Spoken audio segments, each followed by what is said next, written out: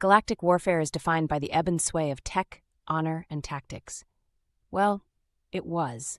Nobody really cares about how humanity was first found. Conflicting reports abound as many empires took credit for first contact. The Juhai claimed that they had an expeditionary team find one of their mining ships.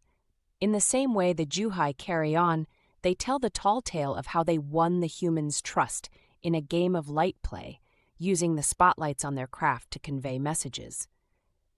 The Shamandi told the tall tale of how one of their military scouting units encountered a human battleship and amused the humans by using their formation dance to entertain them and getting an invite to the ship to negotiate. The Moroi claimed a tall tale of heroic victory, where a military battle group encountered a group of human ships and with a volley of warning fire drove them off and laid claim to the star system. The humans attempted negotiation, only to receive another show of force, leaving the system. The Kassanai told their variation of events, of how they bravely held off a human invasion force on a colony world, but ultimately had to retreat, leaving the world to them. The truth, of course, is very different, but the tall tales and silly stories told by various empires for the sake of ego or politics painted a huge target on the new denizens of the galaxy. Humanity was seen as a joke, potential prey, slave cattle, or another enemy to subjugate or destroy.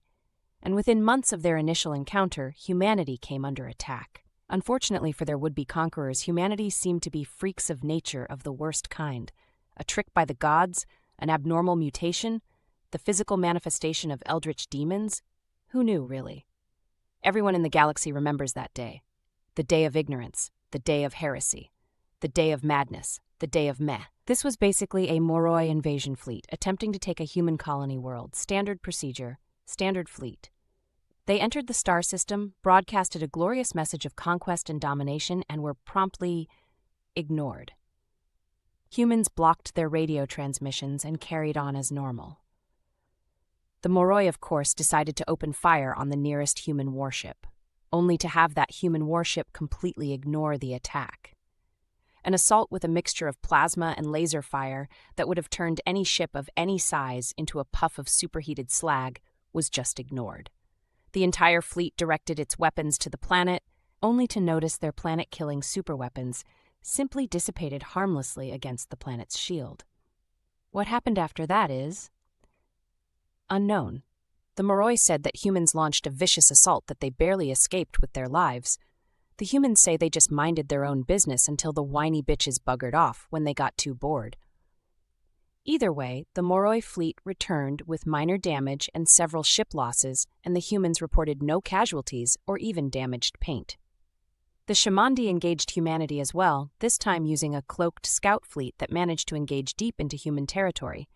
A strike intended to hit a planet, steal some slaves, retreat and hold hostages. Usual tactic for the Shamandi.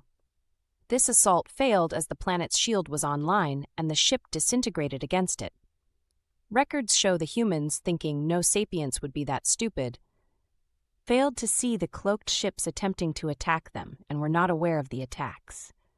Well, that is until Shamandi warships were spotted, boarded, and their records seized. Dozens more incidents like this arose across the next galactic year, and every time there is a common occurrence, humanity has shield technology on basically everything they own. And that shield technology is always potent enough to render any assault effectively nothing more than a waste of time, ammunition, and energy. This same cycle occurred at nearly every juncture and every attempt. Fleets, the size and composition of every kind, that would send horrified shocks through them would head to human space. These fleets would launch an assault that under any other circumstance would result in an overwhelming victory. But in this case, it wouldn't even scratch the paint. Thousands of warships of dreadnought, battleship, and battlecruiser size would fire in concert. A move that would vaporize entire planets normally would now dissipate and be little more than a pointless waste of effort and energy. Humanity, once a strange curiosity and potential conquest, had become a massive embarrassment for the warmongers of the galaxy. My emperor, Seranias, the 16th of Ulm clan, was the only one who noticed how severe a threat they are. Humans are an oddity and a joke for the galaxy because of one simple fact. They are the only species in the galaxy of thousands who have never endured a unification event of any kind. Humans have their own factions and are at a state of constant war with each other. Though human space carries across thousands of systems, barely 100 of those systems are at any one point under the control of any one faction. Humans are in a constant state of war with each other. This explains their technological prowess with their shields. They are in a constant state of tech evolution due to their infighting. Under normal circumstances, that would basically be an open invitation from other races to walk in the front door and help themselves to what isn't glued to the floor. Due to their ridiculous shield tech, the door is effectively welded shut while there is an active domestic assault taking place in the room, which everyone seems to be okay with for some reason. The Emperor decided that we as a nation would take a different path when it came to humans. Their borders were rapidly expanding and encroaching on our territory at the edge of the galaxy. It was starting to become rather scary how many human ships our border patrols were turning away from our borders. Of course, all these ships would apologize for being there and promptly leave when asked to, but it was only a matter of time before one would show up and say, "Nah, mine now," or some variant of it. Our weapons tech was nowhere near potent enough to take them down or even scratch the paint, so if they encroached on our territory, they would be effectively unstoppable. So we were effectively at an impasse. Here we were, 5 long years, human years at least, after first contact with the HFY, standing with a small warship fleet on the outskirts of a human star system. My Emperor sat in the captain's chair on the bridge, choosing to forego the usual flagship and gildings in exchange for a show of humility. I still had no idea what his intentions were, but one would be an idiot for ignoring his orders. "My Emperor, we are in range of human radio communications. We are already intercepting transmissions. They have known we were coming, apparently. Shields are already operational," the first officer said. "I predicted as much. Open a radio channel and bring us close to the human starbase in the system," he commanded. "Yes, my lord," I replied and did as commanded. I looked up at him and nodded as the order was carried out. We quickly moved at sublight speeds and arrived near the starbase, what looked like a bustling trade hub of some kind. The Emperor began a broadcast.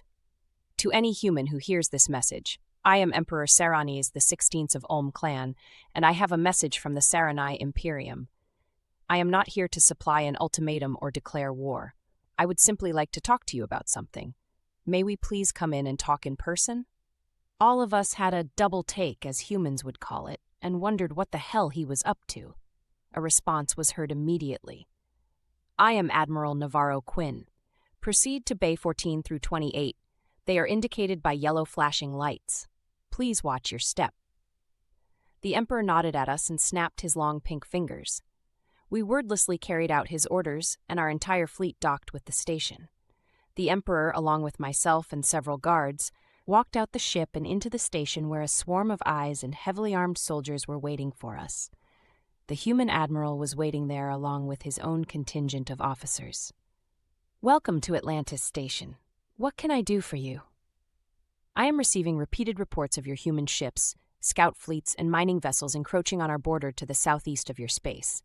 I have gotten many reports from my own ships about your technological prowess, especially how your shields make you basically invulnerable. I am here in person to make some requests." The Emperor spoke calmly and stoically. Well, we have already sent out messages and put navigation beacons to warn ships away from your borders, but some people just don't listen, I guess. We will start installing trade tariffs on trespassers if you like." The human admiral replied, seemingly genuinely earnest. What about the reports of your ships appearing above homeworlds? Ours was encroached on a few months ago," the Emperor said. What did those ships look like? Were they like, that one?" the Admiral said, pointing to a screen display nearby showing a strange-looking warship with a scarlet red and gold paint scheme. "Yes, that one." Well, those ships belong to a sort of religious sect that exists in human space. Nobody really has any say in what those guys do. I can't really do anything about them. They generally have free reign in human space too, so yeah, I don't know what to say. They don't do much, though. except collect scan data from local stars and constellations, and collect scrap metal. They're kinda harmless, really, the Admiral said, his body language showing discomfort. I see. What about reports of you attacking Komogi ships? Komogi are slavers. They attacked us first, and we just decided to teach them a few lessons. At least that's what's on the grapevine. It's out of my jurisdiction, so I don't know anything else. You want more info, you can go to the IMDC back east. The Admiral responded in kind. Is hatred of slavery common in humans? The Emperor asked. Damn right, a group of 10 humans nearby said simultaneously. Then we have common ground. I am here to make a proposal of sorts for the entire human race, not just your faction, the Emperor said, standing tall and proud. That's not in my power to accept, but, I'll do what I can, I guess. Why exactly? The Admiral replied, his body language saying he was somewhat deflated. Because I am not an idiot.